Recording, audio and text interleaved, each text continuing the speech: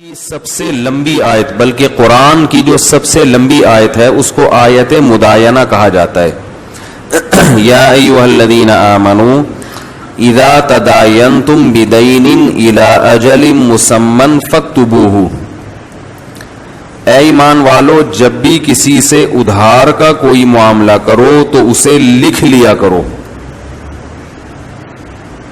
اور وَاسْتَشْهِدُوا شَهِيدَيْنِ مِن رِّجَالِكُمْ، دو آدمیوں کو گواہ بھی بنا لیا کرو۔ فَإِن لَّمْ يَكُونَا رَجُلَيْنِ، دو آدمی نہ ملیں، فَرَجُلٌ وَامْرَأَتَانِ، تو ایک مرد اور دو عورتیں، ان کو گواہ بنا لیا کرو۔ أَن تَضِلَّ إِحْدَاهُمَا، دو عورتوں کا ہم اس لیے کہہ رہے ہیں کہ ایک اگر بھول جائے فَتُذَكِّرَ إِحْدَاهُمَا الْأُخْرَىٰ، تو دوسری اس کو یاد دلا دے۔ تو دو عورتیں گواہی میں ایک مرد کے برابر ہیں، نکاح میں بھی ایسا ہی ہے، دو مرد یا ایک مرد اور دو لیڈیز، ٹھیک ہے نا۔ تو اللہ تعالی نے اس آیت میں ہمیں حکم دیا کہ لین دین کا کوئی بھی معاملہ ہو تو کس فارم میں ہونا چاہیے؟ ریٹن میں، اور صرف ریٹن فارم میں بھی نہ ہو بلکہ اس پر گواہ بھی موجود ہو۔ آج دینداروں میں یہ بہت بڑی مصیبت آ گئی ہے کہ وہ معاملات میں صاف نہیں ہوتے، لکھت پڑھت نہیں کرتے، اعتماد پہ زبانی چل رہے ہوتے ہیں۔ کسی سے کوئی ایگریمنٹ ہونا، اگر کہو بھائی لکھ لو، کیا لکھنا کیا یار، زبان ہوتی ہے انسان کی، کیا کہتے ہیں، انسان کی زبان ہوتی ہے، یہ زبان دے دی نا بس۔ یہ ہوتا ہے کہ نہیں ہوتا؟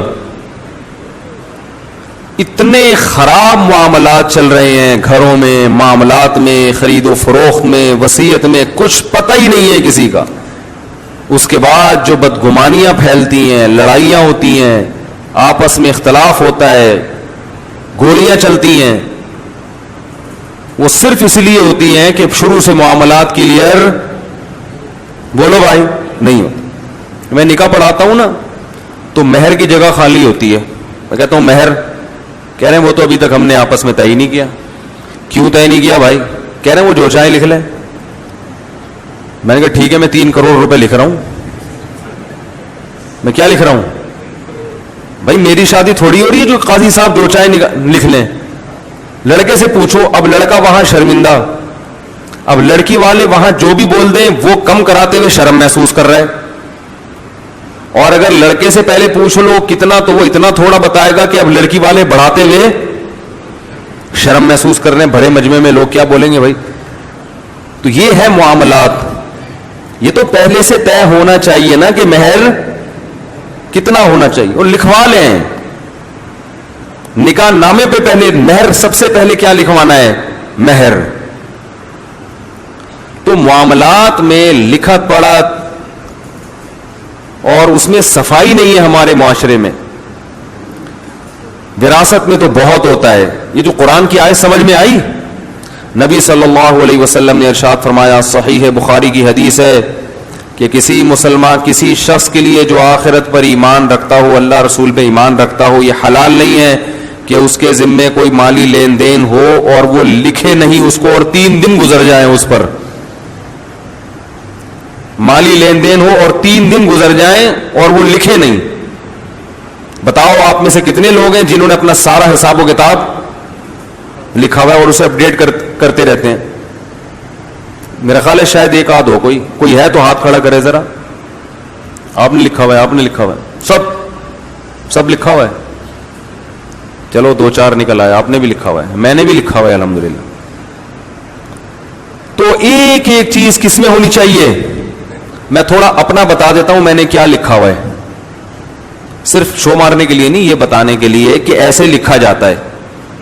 میں نے لیپ ٹاپ میں ایک فولڈر بنایا، اس کے اوپر لکھا وصیت نامہ، یعنی میں اگر مر جاؤں تو یہ فوراً کھول کے دیکھ لیا جائے۔ اس میں اپنے گھروں میں جو کچھ سامان ہے ان میں کون سا میرا ذاتی ہے، کون سا گھر والوں کا ہے، وہ لکھا ہوا ہے۔ باہر یہ سمجھ میں، میں اگر مر گیا تو تو پتا ہونا چاہیے کہ کس مال میں وراثت جاری ہوگی اور کون سا مال میرا نہیں, کیونکہ اس میں بدگمانی ہو سکتی ہے, بدگمانی ہو سکتی ہے. یہ لکھا ہوا ہے میں نے, میرے ذمے کسی کا کوئی لین دین ہے, مہر کی مد میں ہو یا کسی بھی مد میں ہو, وہ سارا لکھا ہوا ہے کہ کیا میں پے کر چکا ہوں اور کتنا میرے ذمے, بولو بھائی, باقی ہے.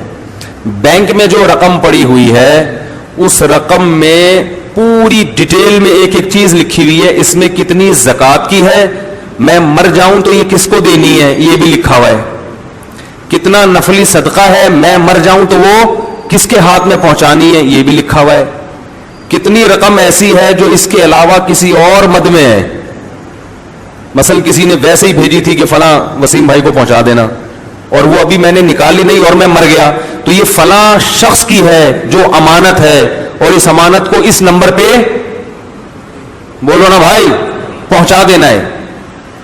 اور یہ بھی اس میں, اور میری ذاتی کتنی ہے جس میں وراثت جاری ہوگی یہ بھی.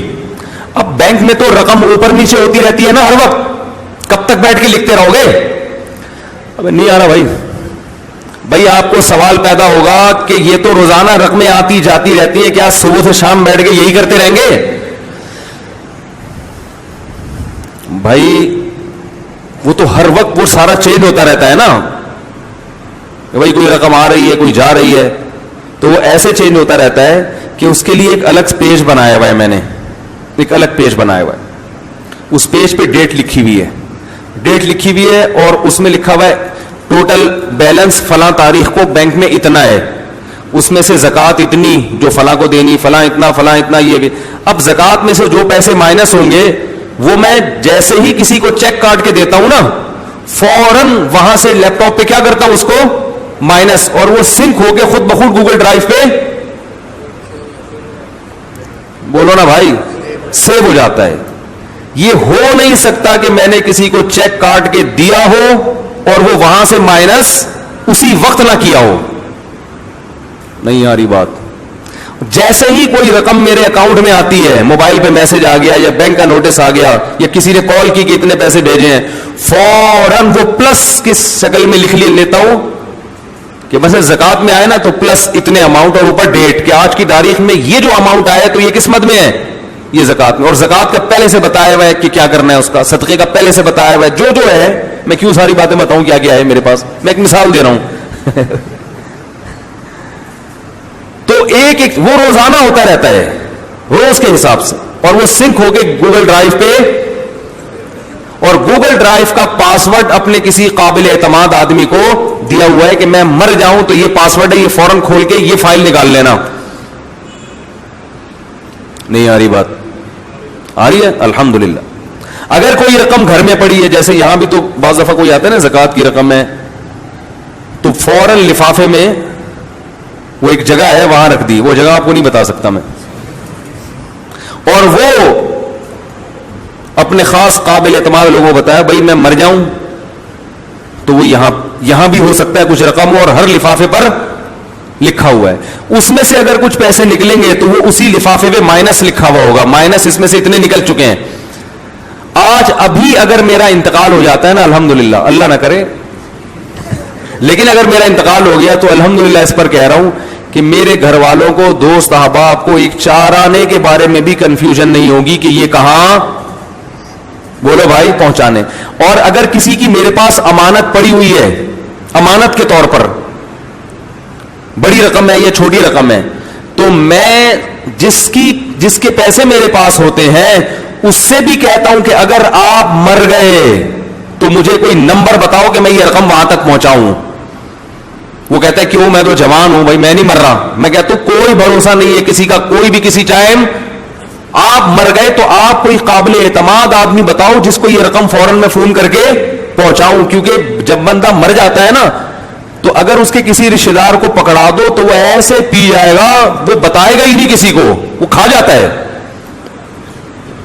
تو کسی کی امانت میرے پاس رکھے, میں کہتا ہوں آپ اپنے خاندان کا ایسا آدمی بتاؤ, کیونکہ جس نے امانت رکھوائی اس کو پتا ہے اور مجھے پتا ہے کہ اس کی امانت میرے پاس, کسی تھرڈ پرسن کو نہیں پتا ہوتا. تو میں کہتا ہوں ایسا تھرڈ پرسن مجھے بتائیں کہ اگر آپ مر گئے اور کسی بھی وقت کوئی بھی مر سکتا ہے. تو ایسا قابل اعتماد ہو کہ وہ آپ کی وراثت آپ کے بچوں میں شریعت کے مطابق تقسیم کر لے, وہ کھانے والا نہ ہو. تو وہ ڈھونڈ کے تلاش کر کے بتاتے ہیں.